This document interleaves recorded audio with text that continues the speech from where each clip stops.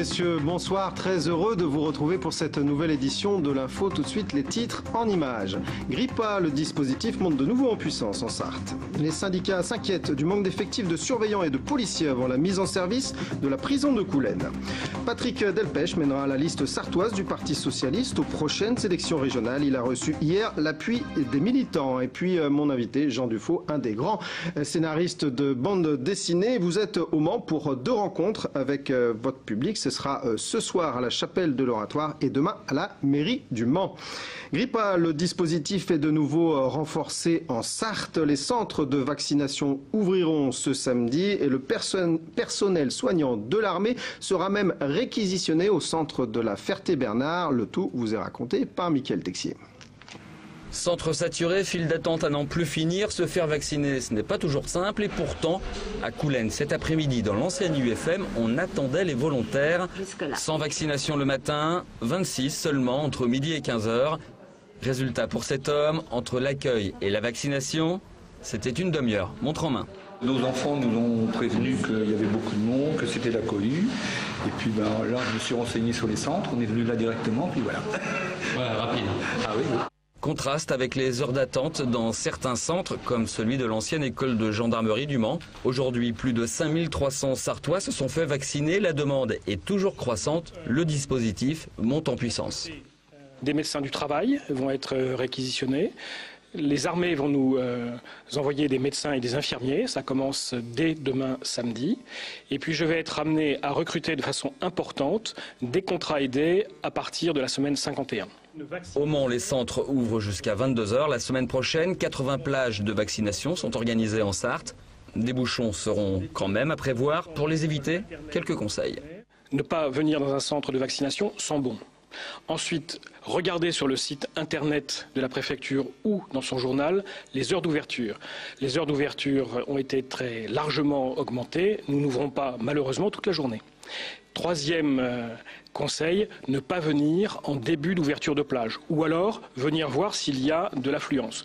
Nous sommes capables de passer par heure entre 50 et 60 personnes. Si 100 personnes se présentent en début de plage de vaccination, le temps d'attente sera de 2 heures pour les derniers. Quant aux collégiens et lycéens, seulement un peu plus de 10% d'entre eux se sont fait vacciner à ce jour. Deux surveillants de la maison d'arrêt du Mans se sont fait agresser hier par un détenu. Cet incident pose la question des effectifs pour les syndicats, aussi bien pour les syndicats de surveillants, mais aussi pour les syndicats de policiers. Ces derniers sont d'autant plus inquiets que la nouvelle prison de Coulennes comptera 2 fois plus de détenus. Comment? Le reportage, Benoît Doisy. Hier, un surveillant pénitentiaire de la maison d'arrêt a été agressé par un détenu. À quelques semaines de l'ouverture de la nouvelle maison d'arrêt des Croisettes, cet incident est selon l'Union syndicale pénitentiaire le résultat d'un manque de personnel. Actuellement, 35 surveillants ont la charge de 130 détenus. Là, on tourne à flux tendu depuis quelques mois. Nous, ce qu'on demande, c'est un minimum de renfort. Alors, pas pour avoir des repos, parce que tout le monde pourrait nous dire les surveillants veulent encore des repos. Non, pour simplement assurer notre travail, le quotidien, assurer notre sécurité. Parce qu'aujourd'hui, on gère avec à peu près 4 surveillants à l'intérieur, 130 détenus. Pour pallier au manque d'effectifs, les surveillants demandent un renfort de personnel actuellement affecté sur le site de la nouvelle prison. Avec 400 places, les Croisettes inquiètent une autre profession. Les 260 policiers monceaux vont voir augmenter leur charge de travail. Plus l'augmentation du nombre de prisonniers qui va être multiplié à peu près par 4, ça va multiplier d'autant les extractions, les présentations auprès des magistrats. Sans oublier les gardes hospitalières qui monopolisent 2 fonctionnaires de police par détenu. Pourtant, en 2003, le ministre de l'Intérieur de l'époque avait annoncé un renfort de fonctionnaires. Un renfort qui tarde à arriver. Pour le syndicat Unité Police qui réclame la création de 20 postes supplémentaires. Sans hausse des effectifs, une partie des missions de la police ne pourra plus être assurée. L'augmentation de ces missions en lien avec la maison d'arrêt va se faire au détriment de la présence effective des policiers sur la voie publique. Les policiers qui seront affectés aux gardes d'hôpital ou au transfert, à la surveillance des détenus au palais de justice, ne seront pas dans le même temps, et on peut le comprendre aisément, sur la voie publique. À 1 mois de l'ouverture des Croisettes, de nombreuses questions restent donc en suspens. Et selon une indiscrétion que nous venons juste d'obtenir, il y a peu de chances pour que ces revendications soient entendues. Les effectifs des forces de l'ordre devraient donc rester à leur niveau actuel.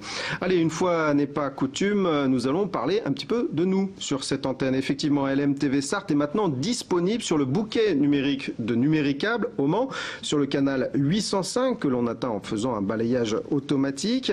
Et enfin, l'émetteur de la foresterie nous diffusera en TNT à partir du 18 décembre prochain, ce qui permettra de couvrir certaines parties du Mans et de Coulennes qui ne pouvaient pas encore nous recevoir.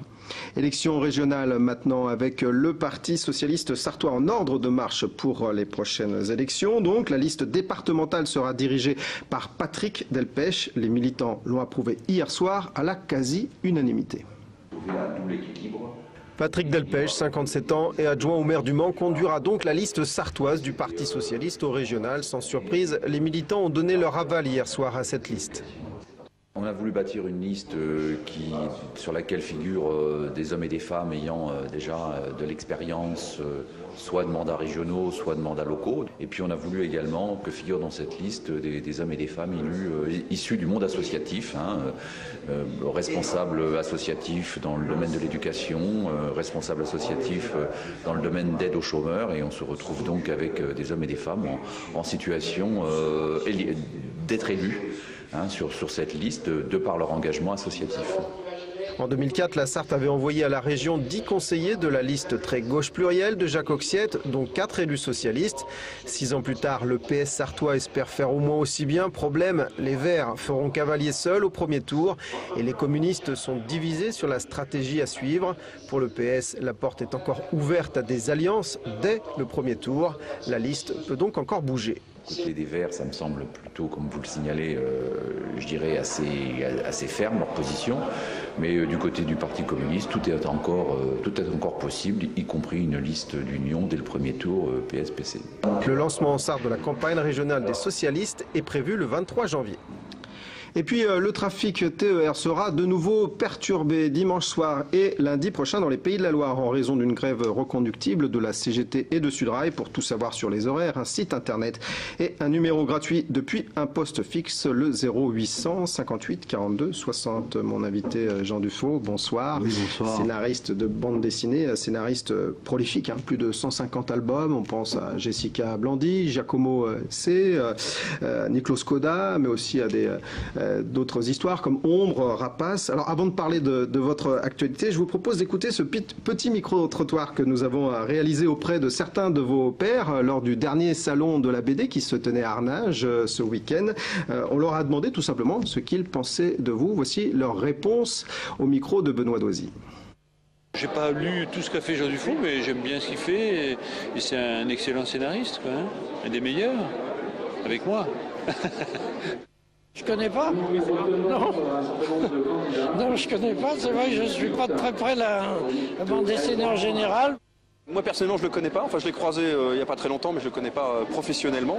Moi c'est un des grands scénaristes de la bande dessinée, c'est un scénariste qui donne envie, c'est assez clair.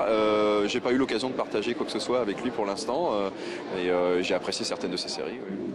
Voilà pour les compliments d'une certaine manière. Jean Dufaux, dans un entretien, dans un interview que j'ai pu lire, vous disiez je ne peux pas ne pas écrire.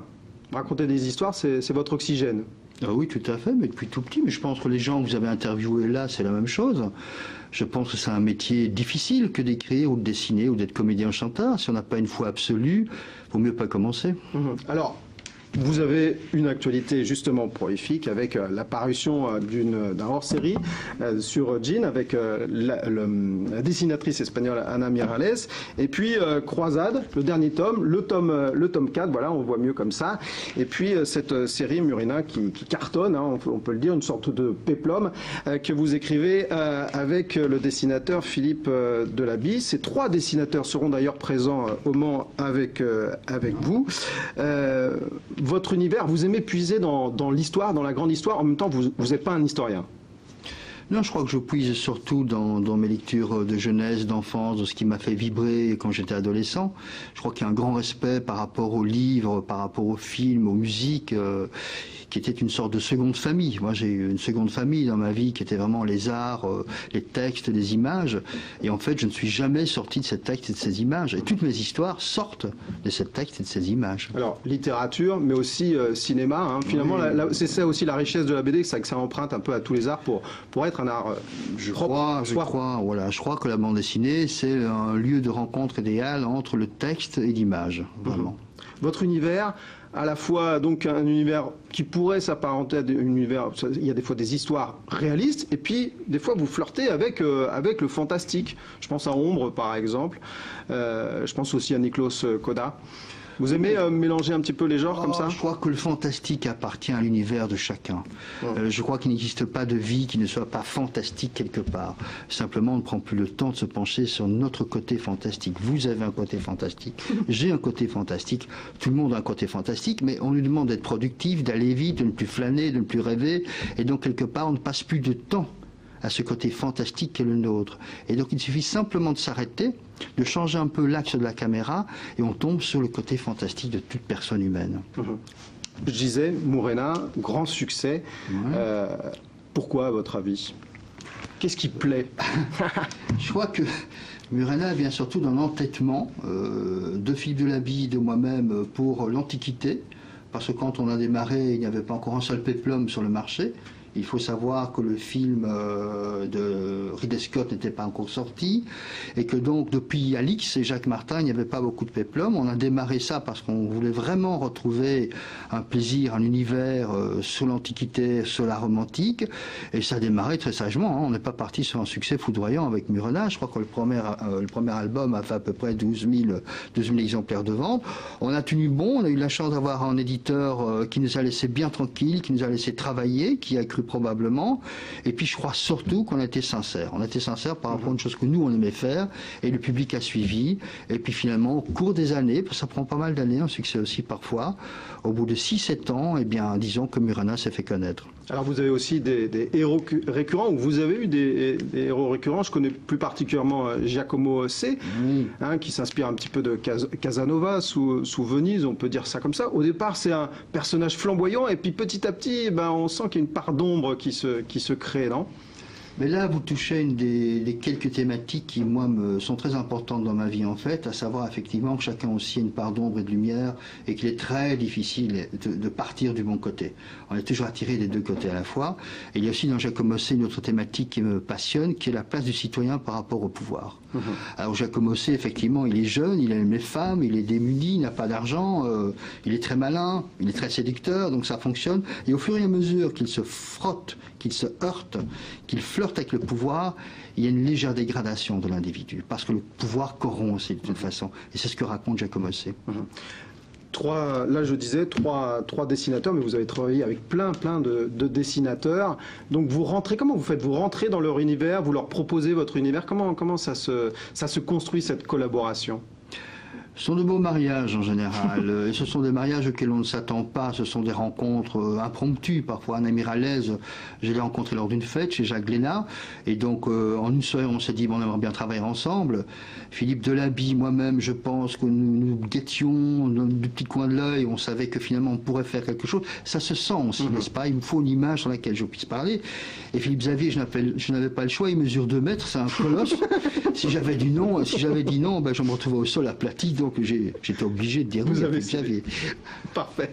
Jean Dufaux, merci beaucoup. Je le répète, vous serez donc au Mans ce soir à 18h45, juste après ce journal, donc à la chapelle de l'Oratoire. Et puis demain de 15h à 18h à la mairie du Mans, avec donc ces 3 dessinateurs. Et puis vous le savez, le Téléthon débute ce soir. Pas moins de 200 manifestations sont au programme dans notre département. Nous y reviendrons lundi dans notre journal. L'an dernier, le Téléthon avait permis de récolter 624 321 €, très précisément, dont les 2 tiers par le biais du 3637 ou par Internet sur téléthon.fr. Autre moment important, la grande vente de fin d'année d'Emmaüs, une vente spéciale fête de Noël qui se déroulera dans les magasins de la Mines, de la zone nord et de la rue du Spoutnik durant tout ce week-end, samedi de 9h à 18h et dimanche de 14h à 18h. Enfin, petite info foot pour terminer, la plupart des rencontres amateurs sont annulées ce week-end en raison des intempéries. Seuls les championnats nationaux, les rencontres interligues et le futsal sont maintenus. Voilà, ce journal est maintenant terminé. Merci de l'avoir suivi. À lundi, si le cœur vous en dit.